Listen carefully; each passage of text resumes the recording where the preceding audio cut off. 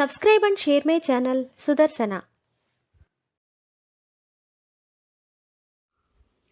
ఓం శ్రీ లక్ష్మీ నృసింహస్వామినే నమః.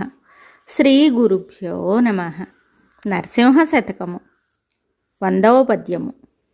శేషప్పయను కవి చెప్పిన పద్యముల్ చెవులకానందమై చెలగుచుండు. నేమనుజుండైన నెలమిని శతకము భక్తితో విన్న సత్ఫలము గలుగు. జలగి ఈ పద్యముల్ చేర్చి వ్రాసిన వారు కమలాక్షు కరుణనుగాంతురెప్పుడు.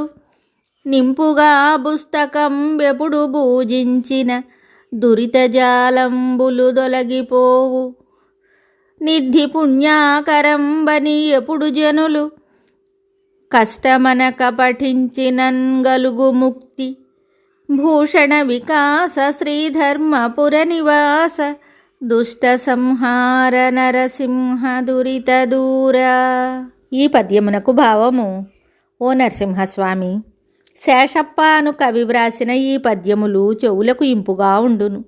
ఏ మనిషి అయినా ఈ శతకమును భక్తితో విన్నచో మంచి ఫలితము కలుగును. ప్రీతితో కూర్చి వ్రాసిన శ్రీ మహావిష్ణు కృపను ఎల్లకాలము పొందును.